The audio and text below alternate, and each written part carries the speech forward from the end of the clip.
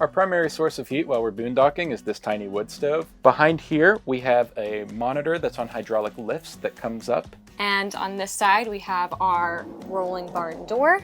Hi, we're Hannah and Tim, and we're the Blue Ridge Bluebird. We've been on the road for about 5 months, so come take a tour.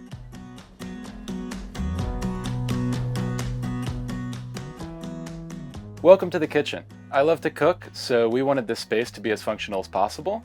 So we installed a full oven range that's propane powered. Our instant propane water heater is back here, and if we had downsized, we could have nested it between our shower and our bedroom. There's definitely a pro here of being able to have as much instant hot water as we want, but the con then is that we don't have as much storage space as we would maybe like. So we decided to do open shelving up top. Without a roof raise, it's very easy to lose headspace and also make the space feel claustrophobic. So leaving the shelves open allows us to have some storage up here without it having those issues. Because we use this shelf primarily as a staging area for decoration, we have all of our actual storage in these cabinets underneath and in the pantry behind me.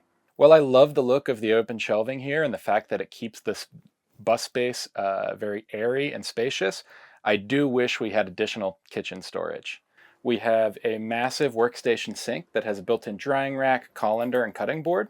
And we have plenty of butcher block counter space. And if we're really pressed for space, we can also pull out this leaf.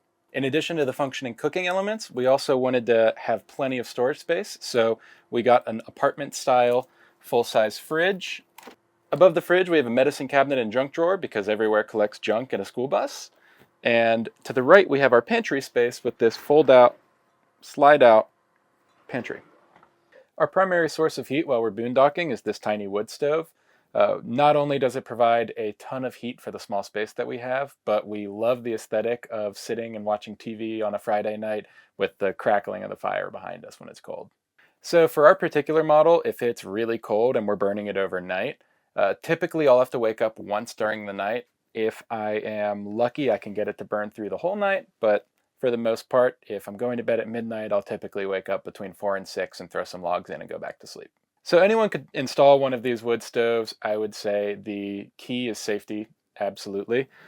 We included an air gap behind this tile here so that the tile acts as a heat barrier and all the combustibles, aka wood, paint, etc., they're all back here on the wall, a safe enough distance away. Typically, we like to find wood to burn in it, but when we don't have access to wood, we'll often burn compressed sawdust bricks. These are cheaper and burn hotter and longer than firewood that you would get from a grocery store, so they're a great alternative when you're strapped for finding free wood.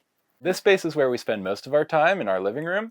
To our left we have a bench, and it's got a slanted back that we wanted to do just to make it as comfortable as possible, as well as 4-inch memory foam cushions. Under here we have fold-ups within the armrest that actually have outlets in them, and then underneath we have additional cubbies for using as much storage space as we can.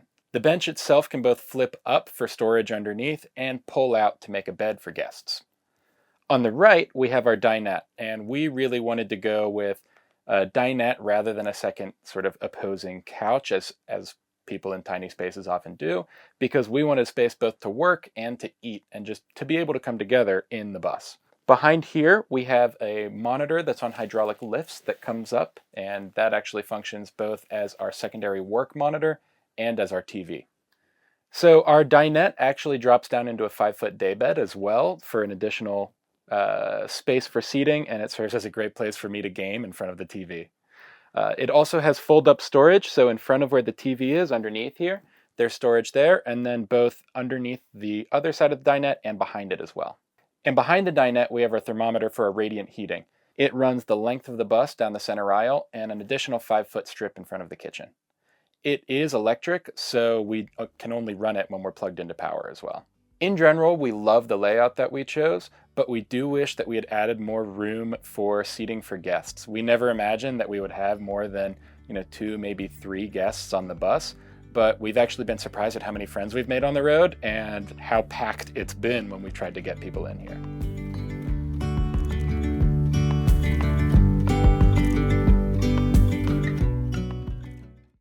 Hey everybody, my name is Chris. This is Zep2 behind me. I live full-time in this converted school bus, so staying cool in summer months is a must. Well, today we're going to try to get this Mr. Cool do-it-yourself 24,000 BTU Minisplit installed in a Skoolie. Mr. Cool has some pretty good ratings, and I know a few guys that have used these. With Mr. Cool's patented pre-charge line sets, this install is truly a do-it-yourself install. All right, that should do it for the mounting bracket install. Now we'll fix the line set through. Not only is this unit power efficient for off-grid living, but the install is fairly simple. With the help of a friend, the install only took the afternoon to complete. All right, so click in, that's installed. The install was fairly simple. I think that'll wrap it up for today. Now I can stay cool no matter where I'm parked for the summer.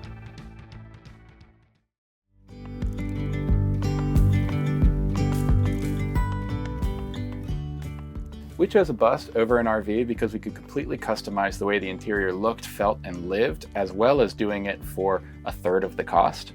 And finally, we would gain life skills. We'd like to do a home renovation someday, and having these skills from building this bus, which was pretty much the first time I'd picked up a tool, are going to help us down the line.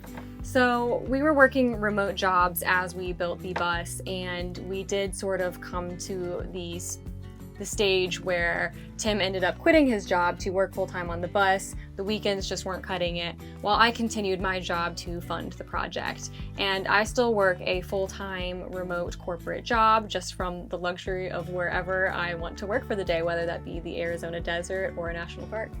So my job now is that I'm a writer. I'm working on a novel, and when I'm not doing that, I'm maintaining the many things that can go wrong while you're on the road.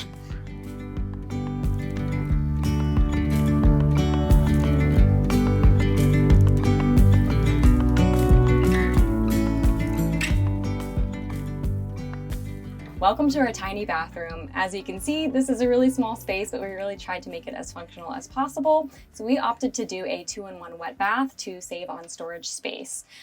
Here we have our Nebia efficient shower head that pops out and it goes up and down, and it also has a detachable shower wand for when we're sitting on the toilet. You can see under me we have our DIY composting toilet that we use, and we have both a built-in fan there and a rooftop fan that we can turn on when we're showering or when you just need some extra ventilation. So we have 100 gallons of fresh water that we store under our bed, and we have 2 gray tanks. So we have one under the shower and toilet that is 60 gallons, and we have one under the sink that is 40 gallons. We opted for a waterproof wallpaper behind us to give the space a little something else, and we have some extra space here that we use for items like we have these mounted shampoo and conditioner bottles, we have a tiny cedar shelf, and we have a cedar windowsill here with our window that provides some extra nice light. Obviously, in a space size like this, it's hard to find a pre-made shower pan, so we made our own using a shower liner and a concrete mud bath, and we added these teak tiles on top just to fit our aesthetics better. In our hallway, we have a closet for our instant tankless hot water heater, and on this side, we have our rolling barn door to reveal our closet. So we share hanging closet space here, and then we each have a drawer. Across from this is our hamper, so we have a place to put dirty clothes. Now, if we roll back our sliding barn door, we actually do have some additional hanging space here, but this is actually our electrical closet. So we have a panel in between these 2 walls, and we have our batteries down under here. We have 600 amp hours of lithium batteries that are connected to 800 watts of solar on our roof. We also have a rooftop AC unit, and we added a heating coil so we could use it in the winter time. And this has been nice, even though it is a little bit heavy duty for our solar setup. We ended up getting it from a friend, so that's why we installed it over more efficient options, but it does work really well when we're plugged into shore power. Welcome to our luxury master bedroom. We have a queen-size bed, which works perfectly for the 2 of us, and our cat, who refuses to sleep anywhere other than on our bodies. We added a built-in cubby behind me for some decor, and we also have some hidden cubbies on the other side. On our shelves here, we have our postcard collection for everywhere we visited so far, and my favorite thing that we've done is we've actually used it as a way to journal while we travel as we're exploring these different national parks and really awesome states. Underneath me, we have our garage space. So we have our 100-gallon freshwater tank and our seasonal storage, like our snowboard, our winter clothes, our generator goes under there, and just whatever we can't fit elsewhere.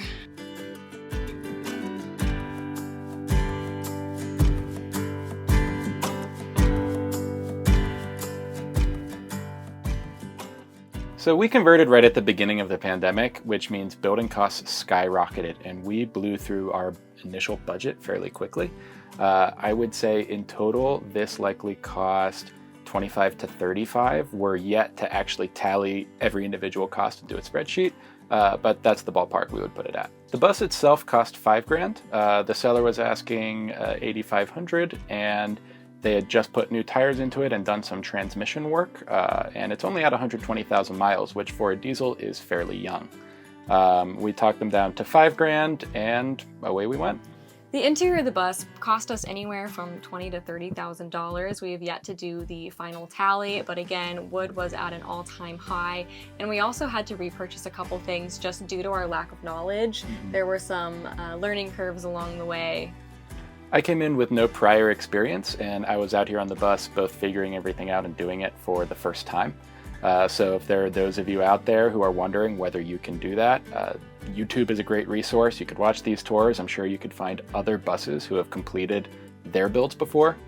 One thing I wish I had done more of, I watched a lot of content, but when I ran into issues, rather than reaching out to people who had already finished, I didn't necessarily do that. But now, having met a lot of people on the road and having been on the other side of those conversations, most people are more than happy to help people who are in the conversion stage because they've been there.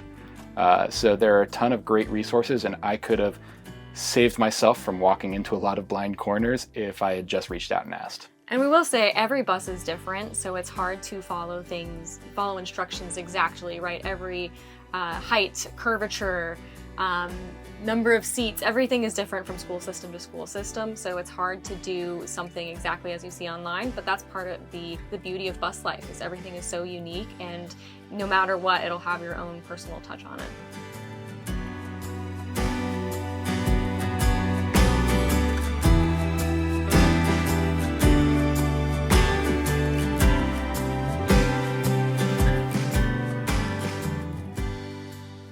Here in the front of the bus, we have Pippin's space and my space. So for Pippin, we built this nice luxurious cat bed that she never uses, and instead uses the $20 hanging cat bed that sits right next to the wood stove. She also has a litter box under here, and underneath that we store her food as well.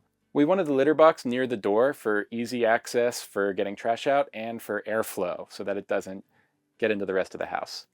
Above me, we also have additional storage in these cubbies here. And then here we have a bookshelf where we store some plants and additional reading. This is the outside of the bus.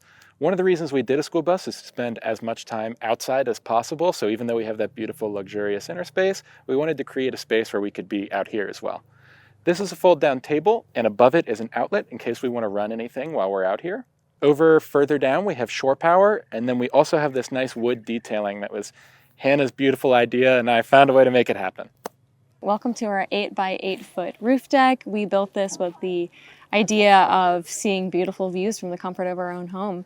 We've loved watching sunsets from up here, and it's been a place where we can fit, up to 6 friends to enjoy the view with us. And it's one of the unique elements of having a vehicle like this, just having this extra space as an option. Also on our roof, we have our chimney, we have our solar panels, and our AC unit.